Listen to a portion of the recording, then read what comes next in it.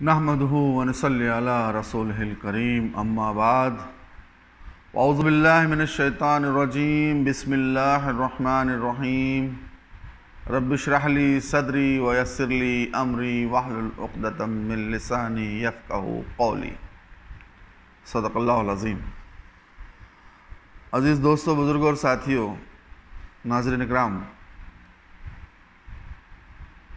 आओ कुरान समझे कि इस सिलसिले को हम आगे बढ़ाते हुए आज हम पहुँचे हैं आयत नंबर 148 से 152 सूरह बकरा। ये दूसरा पारा शुरू हुआ है जिसकी रुकू नंबर 2 अब शुरू होने जा रही है, आयत नंबर 148 टू 152।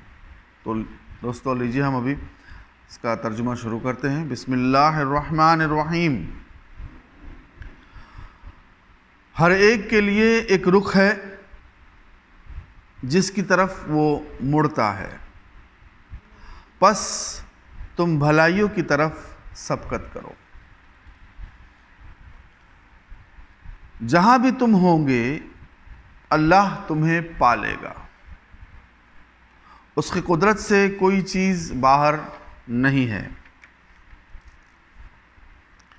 तुम्हारा गुजर जिस मकाम से भी हो वहीं से अपना रुख नमाज के वक्त मस्जिद हराम की तरफ फेर दो, क्योंकि ये तुम्हारे रब का बिल्कुल बरहक फैसला है और अल्लाह तुम लोगों के अमाल से बेखबर नहीं है। और जहां से भी तुम्हारा गुजर हो अपना रुख मस्जिद हराम ही की तरफ फेरा करो, और जहां भी तुम हो उसी की तरफ मुंह करके नमाज पढ़ो, ताकि लोगों को तुम्हारे खिलाफ कोई हुज्जत न मिले।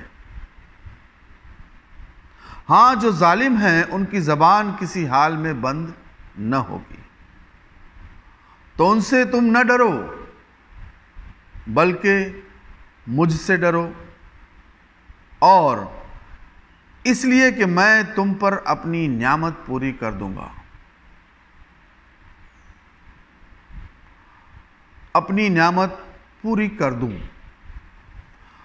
और इस तवक्को पर कि मेरे इस हुक्म की पैरवी से तुम इसी तरह फलाह का रास्ता पाओगे जिस तरह तुम्हें इस चीज़ से फलाह नसीब हुई कि मैंने तुम्हारे दरमियान खुद तुम में से एक रसूल भेजा जो तुम्हें मेरी आयात सुनाता है, तुम्हारी जिंदगियों को संवारता है, तुम्हें किताब और हिकमत की तालीम देता है और तुम्हें वो बातें सिखाता है जो तुम न जानते थे। लिहाजा तुम मुझे याद रखो, मैं तुम्हें याद रखूंगा, और मेरा शुक्र अदा करो, कुफरान नियामत न करो। सदक़ल्लाहुल अज़ीम। आइए दोस्तों, अब हम इसके नुकात पर गौर करते हैं। इस रुकू में इन आयतों में जैसे कि 148 से लेकर 152 के जो नुकात है उस पर हम अब बात करते हैं। जैसा कि हम कह रहे थे कि अब तहवील किबला यानी किबले का रुख हमारा अब काबा हो गया मक्का मुअज़्ज़मा में, तो उसके बाद अभी उसी का जिक्र कंटिन्यूस चल रहा है कि अब तहवील किबला तो हो गया जिसका जिक्र हमने अभी लास्ट रुकू में किया था। अब यहाँ हमें वो बातें बताई जा रही हैं कि हमें क्या करना चाहिए और किस चीज़ से हमें दूर रहना चाहिए, क्योंकि बहुत सी गलतियाँ, क्योंकि अब ये इमामत का और ये पेशवाई का जो हमें एक मनसब मिला उसको हम किस तरह से बाकी रखें या उसको हम किस तरह से पूरा ईमानदारी और अपनी जिम्मेदारी के साथ उसे पूरा करें। साथ ही साथ हमें ये भी बताया जाता है कि हम किन चीज़ों का ख्याल रखें। اور کن چیزوں سے ہمیں پرہیز کرنا چاہیے، کیونکہ جو غلطیاں اس سے پہلے بنی اسرائیل نے کی ہیں، جو ہم نے پڑھی دیکھی، وہ ساری چیزیں ہم میں نہ آئیں۔ تو اب یہاں پر یہ کہا جاتا ہے کہ ہر ایک کے لیے رخ ہے جس کی طرف وہ مڑتا ہے، پس تم بھلائی کی طرف سبقت کرو۔ اب یہ بھلائی کی طرف سبقت کرو کا مطلب کیا ہے؟ مطلب اصل چیز کیا ہے اس میں؟ بھلائیاں ہیں جنہیں حاصل کرنے کے لیے تم نماز پڑھتے ہو، لہٰذا سمت اور مقام کی بحث میں پڑھنے کے بجائے تمہیں فکر بھلائیوں کے حصول کی ہونی چاہیے، یہ کہا گیا۔ کیونکہ اس سے پہلے یہ اسی میں پڑے رہے کہ انہوں نے کیوں چینج کیا، یہ سمت کیوں چینج ہو گئی، قبلہ کیوں چینج ہوا، یہ بحثیں چل ہی رہی تھی، اور بنی اسرائیل ان بحثوں میں لوگوں کو یا عربوں کو یا وہاں کے جو مسلمان تھے ان کو الجھانے کی کوشش کر رہے تھے۔ اور ہم بھی ویسے بھی آپ دیکھتے ہیں کہ ہم بھی کوئی بھی بحث میں پڑ جاتے ہیں کہ چھوٹی چھوٹی بات لے کے بہت بیٹھ جاتے ہیں کہ ایسا ہی کیوں ہوا، یا ایسا کیوں نہیں، اس نے ٹوپی نہیں پہنی، اس نے پاجامہ اس کا ٹخنے کے اوپر نہیں تھا۔ یہ ساری بحثوں میں ہم اتنا پڑ جاتے ہیں کہ اصل چیز جو ہے حاصل کرنے والی وہ ہم بھول جاتے ہیں۔ تو یہاں پر بھی وہی کہا گیا کہ جو سمت کے چکر میں یا بحثوں میں نہ پڑھ کے بھلائیوں کی طرف ہمیں سبقت کرنا چاہیے۔ پھر وہی کہا گیا کہ تمہارا گزر جس مقام سے بھی ہو وہی اپنا رخ نماز کے لیے مسجد حرام کی طرف پھیر دو۔ اب پورا سب جو کہا جا رہا ہے کہ ہمارا رخ جو ہے وہ مرکز ابراہیمی یعنی کعبے کی طرف ہونا چاہیے نماز کے وقت، اور یہ جو ہے فیصلہ جو ہے نا، یہ برحق فیصلہ ہے اللہ تعالیٰ کی طرف سے۔ تو لوگوں تمہارے خلاف کوئی حجت نہ ملے، مطلب ابھی اس کے بارے میں کیا ہے، لوگوں کو تمہارے بارے میں کوئی حجت نہ ملے، یعنی کسی کو یہ کہنے کا موقع نہ ملے کہ یہ اچھے مومن ہیں جو اپنے خدا کے صریح حکم کے خلاف ورزی کرتے ہیں۔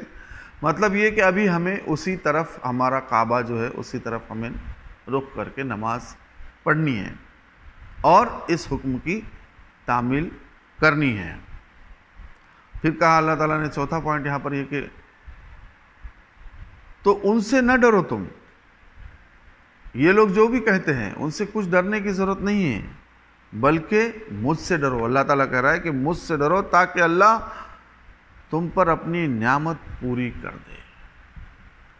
دوستو اب یہ نعمت کیا ہے؟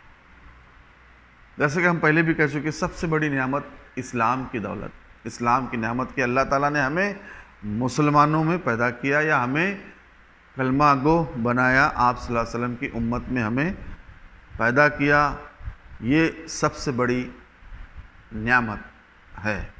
اور یہ اسلام کی جو نعمت ہے، جس کو اللہ تعالیٰ نے جس کے دل میں اسلام ڈال دیا اور اسلام کی جو یہ فضیلت اور اسلام کی یہ نعمت ملی، یہ بہت بڑی نعمت ہے۔ پھر بعد میں کون سی امامت اور پیشوائی کی نعمت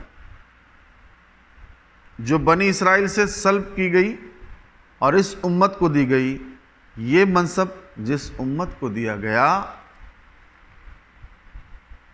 پیشوائی کا منصب، دوستو جس امت کو دیا گیا، حقیقت میں اس پر اللہ کے فضل و انعام کی تکمیل ہو گئی۔ تحویل قبلہ کا یہ حکم دراصل اسی منصب پر تمہاری سرفرازی کی نشانی ہے، تمہاری سرفرازی کا نشان ہے۔ مطلب یہ جو تحویل قبلہ اتنا آسان ساتھ صرف سمت کا بدلنا نہیں ہوا ہے، یہ بہت بڑی ذمہ داری، جیسے کہ ہم نے کہا تھا کہ امت وسط ہم کو بنایا گیا، ہم شاہد رہیں گے، رسول ہم پر گواہ رہیں گے، اور ساری امت پر ہم گواہ رہیں گے، جو بھی آنے والی نسلیں جتنی بھی ہے وہ۔ اسی طریقے پر یہ پیشوائی کی نعمت ہمیں دی گئی ہے۔ اب یہ نعمت اس لیے کیونکہ ایک نعمت تو دی گئی تھی بنی اسرائیل کو، ان کو فضیلت دی گئی تھی ساری قوموں پر، اور ان کو پیشوا بنایا، ہزاروں سال انہوں نے اس منصب پر نکالے۔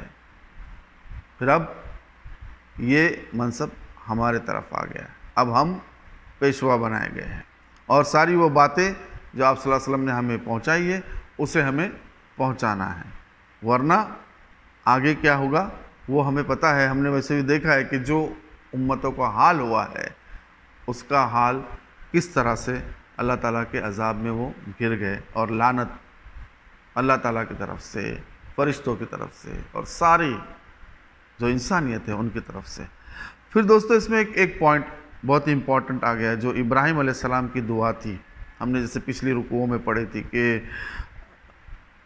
کہا تھا کہ ابراہیم علیہ السلام نے دعا مانگی تھی، کہا تھا کہ اس قوم میں سے ایک رسول اٹھائیو جو کتاب و حکمت کی تعلیم دے، ہے نا، جو رکوع 15 میں جو آیا تھا، وہی چیز اب یہاں پر اللہ تعالیٰ نے پھر سے لے کر آئے کہ ہم نے تمہارے درمیان خود تم میں سے ایک رسول بھیجا۔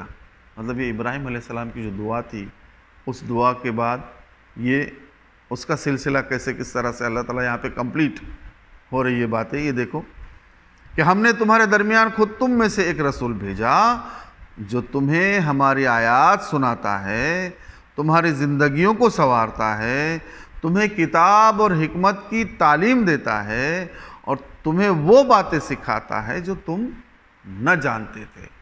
یہ ساری باتیں آپ صلی اللہ علیہ وسلم نے ہم کو سکھائی ہے، ہمیں بتائی ہے۔ یہ ہمیں بتایا جاتا ہے کہ جو خود ہی مطلب عربوں میں جو مشرکین عرب تھے ان کے اندر ان کو وہ بتایا جاتا ہے کہ تمہارے اندر سے ہی ایک رسول ہم نے بھیجا، وہ آخری رسول جو آپ صلی اللہ علیہ وسلم ہیں۔ تو لہٰذا تم مجھے یاد رکھو، میں تمہیں یاد رکھوں گا، اور میرا شکر ادا کرو، کفران نعمت نہ کرو۔ یہ وہی نعمت کا پھر ذکر ہے، جو بھی نعمتیں ہمیں ملی اس کا کفر کا مطلب ہے کہ انکار کرنا۔ کفر کا مطلب یہ ہوتا ہے کہ نہ ماننا۔ صرف کافر یا جو غیر مسلمان ہیں وہ کافر یا کفر کا مطلب اصل میں بہت سی باتیں اس میں آتی ہے۔ اس میں ہم کسی چیز کو نہ مانیں، یا اپنی ضد پر اڑے رہے، یا اپنے حد درمی پر رہے، یہ ساری کفر کے اندر چلا جاتا ہے۔ تو کفران نعمت نہیں کرنا چاہیے ہمیں۔ سب سے بڑی نعمت کیا ہے ہمارے پاس؟ سب سے بڑی نعمت تو ملی ہے دوستو، یہ ایمان اور اسلام، دین اسلام کی نعمت، اور دنیا کی امامت اور پیشوائی کی نعمت۔ اسے ہمیں اپنے ذمہ داری کے ساتھ پوری کرنا ہے۔ تو دوستو یہ کچھ نکات تھے جو ہم سرسری طور پر اس میں ہم نے غور کیا۔ اللہ سے دعا کرتے کہ اللہ تعالی ہمیں نیک اور صالح بنائے، اور صالحین میں ہمیں شامل فرمائے، اور ہمارے سارے گناہوں کو اور کوتاہیوں کو معاف فرمائے، اور جو بھی ہم سے بھول چوک یا غلطیاں ہوتی ہے اسے اپنے رحم و کرم سے اسے معاف کریں، درگزر فرمائے۔ آمین۔ ربنا آتنا فی الدنیا حسنۃ وفی الآخرۃ حسنۃ وقنا عذاب النار وقنا عذاب القبر وقنا عذاب الحشر وقنا عذاب الدین محشرنا یوم القیامۃ مع الابرار۔ ان اللہ وملائکتہ یصلون علی النبی یا ایھا الذین آمنوا صلوا علیہ وسلموا تسلیما۔ اللہم صل علی سیدنا محمد وعلی آل سیدنا محمد وبارک وسلم۔ سبحان ربک رب العزۃ عما یصفون وسلام علی المرسلین والحمد للہ رب العالمین۔